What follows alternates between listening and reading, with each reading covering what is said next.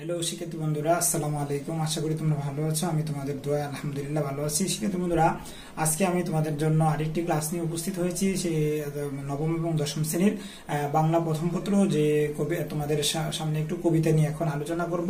আর কবিতাটির নাম হচ্ছে সেদিন এই মাঠ, লিখেছেন কবি জীবনানন্দ দাশ। এখন আমি কবি জীবনানন্দ দাশের সম্পর্কে তোমাদের সামান্য কিছু তথ্য তুলে ধরবো।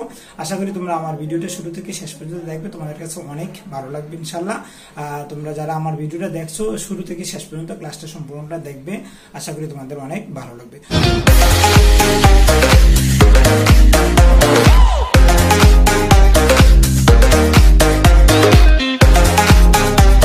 কবি জীবনানন্দ দাশের পরিচিতি। কবি জীবনানন্দ দাশ 1899 সালে তিনি বরিশালে জন্মগ্রহণ করেন। তার পিতার নাম সত্যানন্দ দাশ, তার মাতার নাম কুসুম কুমারী দাস। তার মাকে একজন স্বভাব কবি বলা হয়। তিনি 1899 সালে বরিশালে জন্মগ্রহণ করেন এবং তিনি 1915 সালে এসএসসি পাশ করেন। 1917 সালে তিনি ইন্টারমিডিয়েট পাশ করেন। কলকাতা বিশ্ববিদ্যালয় থেকে তিনি ইংরেজি সাহিত্যে এমএ ডিগ্রি অর্জন করেন। তারপরে তিনি 1954 সালে 14 অক্টোবর ট্রাম দুর্ঘটনায়, ট্রাম হচ্ছে যেটা বিদ্যুৎ চালিত একটা গাড়ি, ট্রাম দুর্ঘটনায় তিনি আহত হন এবং হাসপাতালে ভর্তি হন। 1954 সালে 22 অক্টোবরে এই মহান কবি কি করেন? পরলোক গমন করেন। তাকে রূপসী বাংলার কবি বলা হয়, তাকে তিমির হননের কবি বলা হয়, তাকে আধুনিক জীবনযাত্রার কবি বলা হয়। তিনি দৈনিক স্বরাজ পত্রিকার কি ছিলেন? সম্পাদক ছিলেন। বন্ধুরা, এই কবিতাটা প্রকৃতির বন্দনা করা হয়েছে। সেই দিন এই মাঠ, এই কবিতাটির মূল বক্তব্যটা হচ্ছে, এই কবিতায় কবি যে বিষয়টা এখানে তুলে ধরেছেন আমাদের মাঝে, সেই বিষয়টার মূল বক্তব্যটা হচ্ছে কবিতাটিতে কবি প্রকৃতির চিরকালীন সৌন্দর্যকে কবিতাটিতে কবি প্রকৃতির চিরকালীন সৌন্দর্যকে বিস্ময়কর নিপুণতার সাথে কি করেছেন? এখানে উপস্থাপন করেছেন। শিক্ষিত বন্ধুরা, সেই দিন এই মাঠ কবিতার ভিতরে কবি তোমাদের যে পাঠ্য বই যে কাব্যগ্রন্থগুলো দিয়েছেন, সেই কাব্যগ্রন্থগুলোকে আমি একটা ছন্দের মাধ্যমে তোমাদের সাথে এখন উপস্থাপন করব। আশা করি তোমাদের কাছে অনেক ভালো লাগবে ছন্দটা। এই ছন্দটা যদি তোমরা শিখে রাখো তাহলে তার কাব্যগ্রন্থটি তোমাদের অনেক ভালো লাগবে। রূপসী মহাপৃথিবী 7টি ঝরাপালক কবিতাকে দেন। আবারও বলতেছি, রূপসী মহাপৃথিবী 7টি ঝরাপালক কবিতাকে দেন। বনলতা বলেন মাল্যবান সুতীর্থ দুজনেই দূষর দেখেছি অবেলায়। এখানে তার সবগুলো কাব্যগ্রন্থ রয়েছে। এবার চলো বন্ধুরা, সেই দিন এই মাঠ কবিতা নিয়ে এখন কবিতার চরণগুলো নিয়ে, এই কবিতার ভিতরে 13টি চরণ রয়েছে। এই চরণগুলো নিয়ে তোমাদের সাথে কি করবো? এখন আমি আলোচনা করবো এবং আমি ছোট ছোট ব্যাখ্যা দিব। মূল ব্যাখ্যাটা তোমরা মনে রাখবে ইনশাল্লাহ। আশা করি তোমরা অনেক ভালো করবে। এই নদী নক্ষত্রের সেই দিন এই মাঠ স্তব্ধ হবে না কো জানে। স্তব্ধ শব্দের অর্থ নিচল, অসার। এই নদী নক্ষত্রের তোলে সেদিনও দেখিবে স্বপ্ন, সোনার স্বপ্নের স্বাদ পৃথিবীতে কবে আর জ্বলে।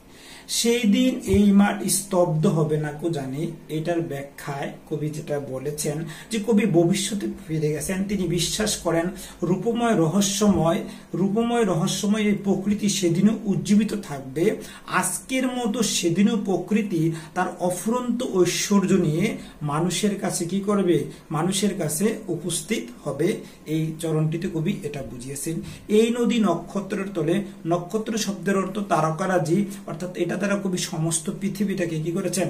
বুঝিয়েছেন। কবি পুরা পৃথিবীটাকে বুঝিয়েছেন। পৃথিবীতে প্রাণের প্রবাহ চলবে এই নদী নক্ষত্রের তলে।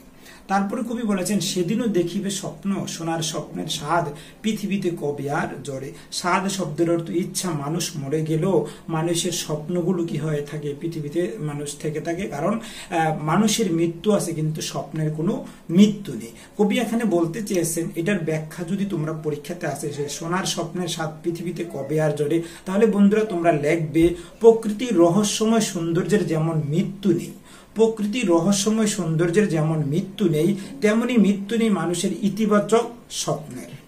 এটার কবি এটা ব্যাখ্যা করেছেন। আমি চলে যাব বলে চালতা ফুল কি আর ভিজিবে না শিশির জলে। এখানে আমি বলতে কবি জীবনানন্দ দাশকে বুঝিয়েছেন। অর্থাৎ কবি বলেছেন মানুষের মৃত্যু অনিবার্য। কবি চলে যাওয়ার কথা এখানে বলেছেন, কারণ মানুষ কি মরণশীল। চালতা ফুল কি আর ভিজিবে না শিশির জলে, এটার ছোট্ট একটা ব্যাখ্যা রয়েছে বন্ধুরা। এটার ছোট ব্যাখ্যাটা হচ্ছে বাতাসে প্রবাহিত চিরকালীন সুগন্ধকে কি করা হয়েছে, বোঝানো হয়েছে। চালতা ফুল ফুটে সকালবেলা, চালতা ফুলের ভিতরে যে শিশির কুয়াশা পড়ে তার ভিতর থেকে যে একটা গন্ধ বের হয়, এটা যুগ যুগ ধরে পৃথিবীতে আবহমান কাল ধরে কি করতে থাকবে, চলতে থাকবে, কবি এটা বুঝিয়েছেন। লক্ষ্মী পেঁচা গান গাবে নাকি আর লক্ষ্মীটির তোরে। লক্ষ্মী পেঁচা একটা পাখি বিশেষ, লক্ষ্মী পেঁচা একটা কি পাখি বিশেষ, এটা তারা কবি বুঝিয়েছেন। পৃথিবীতে কেউ চিরস্থায়ী নয়। লক্ষ্মী পেঁচার পাখি বিশেষ। হিন্দু ধর্ম অনুসারে সৌন্দর্য এবং সমৃদ্ধির দেবী বলা হয় তাকে। লক্ষ্মী পেঁচাকে রহস্যময় রূপময় বাংলার প্রকৃতি সৌন্দর্য বোঝাতে, আবারও বলতেছি বন্ধুরা, রূপময় বাংলার প্রাকৃতিক সৌন্দর্য বোঝাতে কবিতায় কবি লক্ষ্মী পেঁচকের কথা কি করেছেন, উল্লেখ করেছেন। প্রকৃতি থেকে এটা হারিয়ে যাবে না, প্রকৃতির বৈচিত্র্যে লক্ষ্মী পেঁচক গান গিয়ে যাবে অনন্তকাল ধরে, কবি এটা দ্বারা এটা বুঝিয়েছেন। চারিদিকে শান্তবাতি, বীজে গন্ধ, মৃদু কলরব, এটা দ্বারা কবি বুঝিয়েছেন যে পৃথিবীর যে বাস্তব প্রকৃতির যে বাস্তবতা ব্যস্ততা, এইটাকে কবি কি করেছেন এখানে বুঝিয়েছেন। তারপর কবি বলেছেন খেওয়ার নৌকাগুলো এসে লেগেছে চরের খুব কাছে। এটার ব্যাখ্যা বন্ধুরা, এটা পরীক্ষাতে কয়েকবার আসছে, এটার ব্যাখ্যাটা তোমরা মনোযোগ দিয়ে শুনবে। গ্রাম বাংলার স্বাভাবিক কোনো মৃত্যুই প্রকৃতির স্বাভাবিকতাকে স্থবির করে দিতে পারে না। আবারও বলতেছি, গ্রাম বাংলার স্বাভাবিক কোনো মৃত্যুই প্রকৃতির স্বাভাবিকতাকে স্থবির করে দিতে পারে না। প্রকৃতি আপন গতিতে গতিশীল, প্রকৃতি আপন গতিতে গতিশীল, প্রকৃতিটা কি আপন গতিতে তোমার গতিশীল। প্রকৃতি তার নিয়মে খেওয়ার নৌকাগুলো আগে যেভাবে চরের খুব কাছে এসে লেগেছে, কবি বলেছেন যে আমাদের মৃত্যুর পরে নৌকাগুলো আবার তার চরের কাছে এসে কি করবে, লাগবে। তারপরে বন্ধুরা এরপর বলেছেন পৃথিবীর এই সব গল্প বেঁচে রবে চিরকাল। বন্ধুরা এই যে পৃথিবীর এই সব গল্প বেঁচে রবে চিরকাল, এটার ব্যাখ্যায় তোমরা